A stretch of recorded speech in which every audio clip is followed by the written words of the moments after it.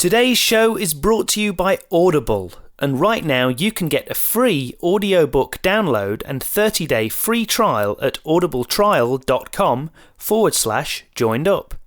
There's over 180,000 titles to choose from for your iPhone, Android, Kindle or MP3 player. Thanks for tuning in to the Joined Up Writing Podcast, a weekly show featuring interviews with fantastic authors sharing their personal stories on how and why they write.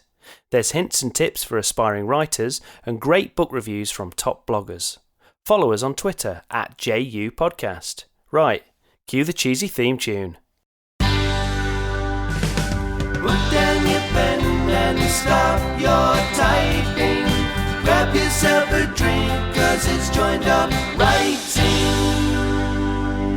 The Epilogue. Yes, it's the epilogue, our bonus in-between episodes that are little quick listens containing an extra question or topic not covered in the original interview. This week it's the turn of thriller writer Kate Medina.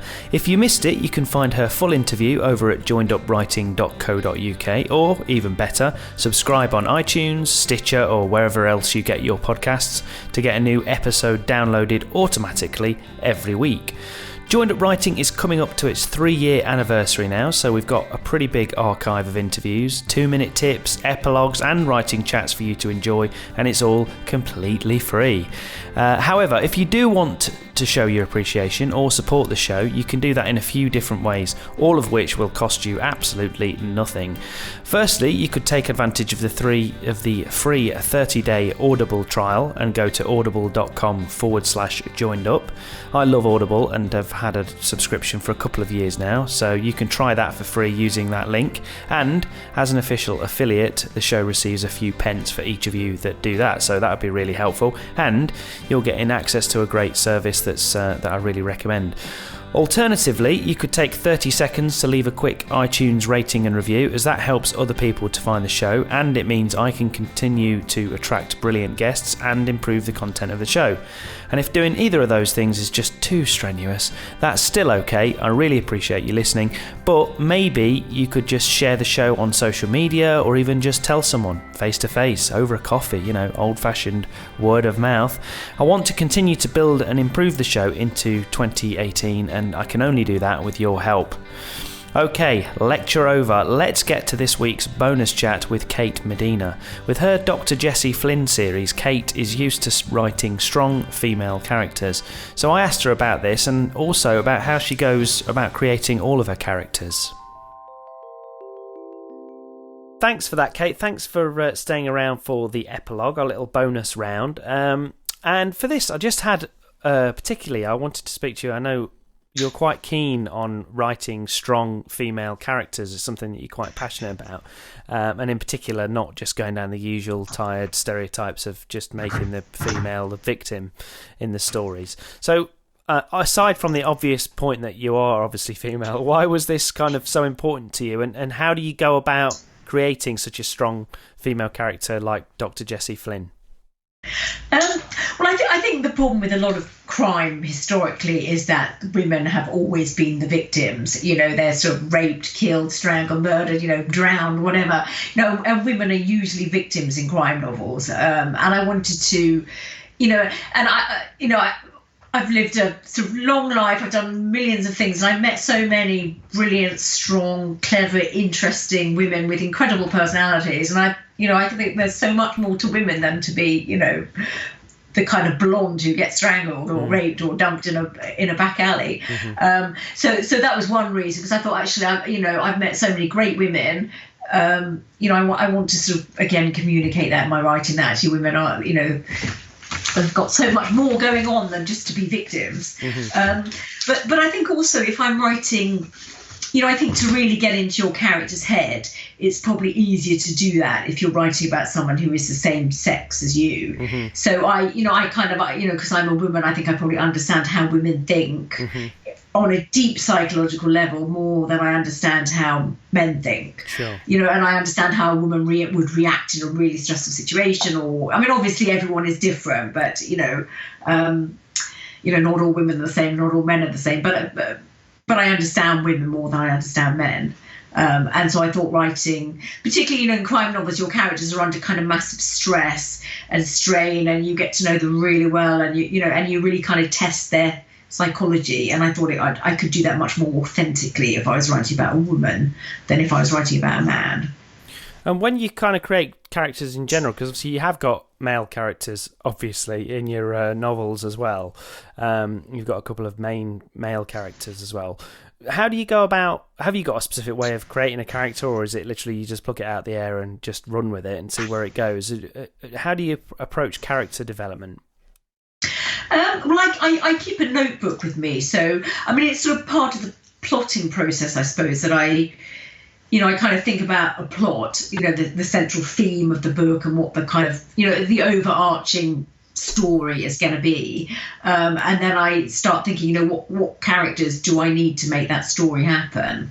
And so when I conceived the Jessie Flynn series, I thought, I want to write a serious crime novel. I don't want to have a detective, because there's tons of crime novels with detectives as the main character. I wanted to do something a bit different. Mm-hmm. And because I've got a degree in psychology, it just made huge sense to have a psychologist as the main character. So Jessie came from very much me wanting to sort of write about what I know, I suppose. And also, as I sort of said before, criminality is about warped psychology, and I just thought I could really make an exciting crime series with a psychologist as the main character, because she can really get into people's minds and really understand warped criminal minds effectively. And I thought that would be a very interesting take on a crime novel. Mm-hmm.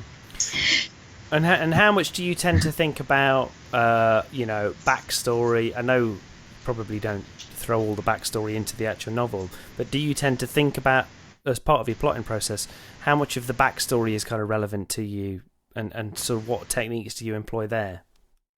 No, there is, Jessie Flynn has got quite a complex background, because her younger brother committed suicide when he was 7. He had a heart condition and he needed a heart transplant, and they couldn't find one, and he was kind of losing hope, and quite a few other things happened to kind of tip him over the edge. So she has a very, very sort of kind of negative history, and then her parents split up and she has OCD, because the only bit of her life she could control was her bedroom and tidying and ordering stuff. Mm-hmm. And so for her, in the Jessie Flynn series, backstory is hugely important to, mm-hmm. It has created this kind of, very, very complex. She's a very strong woman, but she's very complex with a lot of psychological sort of issues herself. And that's all created through the backstory. So I have quite a lot of backstory in both Fire Damage and Scared to Death.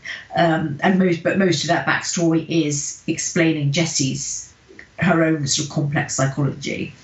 And how do you find actually weaving that into the story? Is that something that you've kind of had to work on over a period of time? Is it tempting to just, dump it all out in one go, or how do you cope with sort of weaving it in the narrative and kind of making it seem part of the story?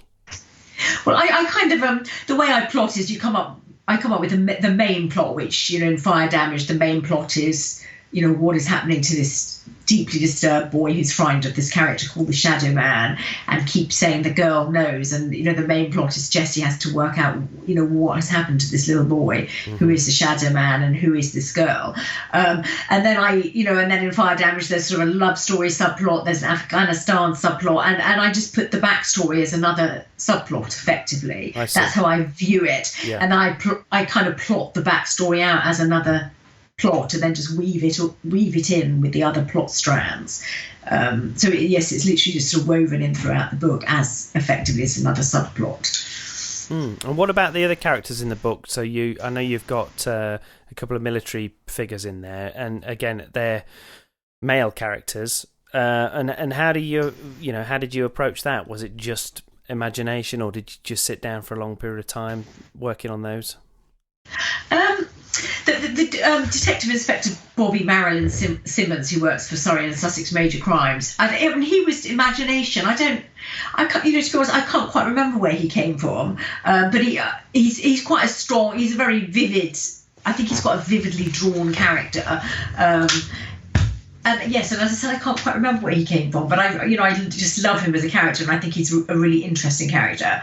But he's very much from my imagination, whereas Ben Callan, who's the military policeman, is probably based on some of the men I knew in the army. Sure. It's probably an amalgamation of some of the men I knew in the army, and I know, I spent a lot of time working with men in the army and in other jobs. So yes, he's definitely an amalgamation of some of the people I knew. And did you enjoy writing in another gender? And did you feel a need to kind of run it past your other half, or other men in your life or whatever?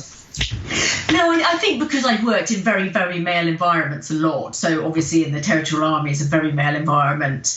When I worked at Jane's Information Group, all the editors who worked for me were men. So a lot of the environments I've worked in have been very male. And so I think I probably know men quite well and understand them quite well. We're simple creatures, to be fair. You are very simple. And I have a son. Actually, when I wrote Fire Damage, my son was 4 years old, so I had this little 4-year-old guinea pig to write about. Perfect. Yeah. Perfect. Well, that's brilliant. Well, thanks for sharing some of your process there. I really, really appreciate it. And so just to remind people as well, they should definitely check out the Jessie Flynn series of novels, and the most recent one being Scared to Death. But thanks again, Kate, for coming on the show. Really appreciate it. It's an absolute pleasure. It's been very nice to talk to you. There you go, another interesting chat with Kate Medina. And you can find more about Kate and her work at ktmedina.com. And do make sure you check out her full interview from episode 66 as well. Next week, I've got a brilliant chat with literary author Claire Fuller. But that's it for this week. So thanks for listening. I'm Wayne Kelly. Happy reading and writing, and I'll see you next time.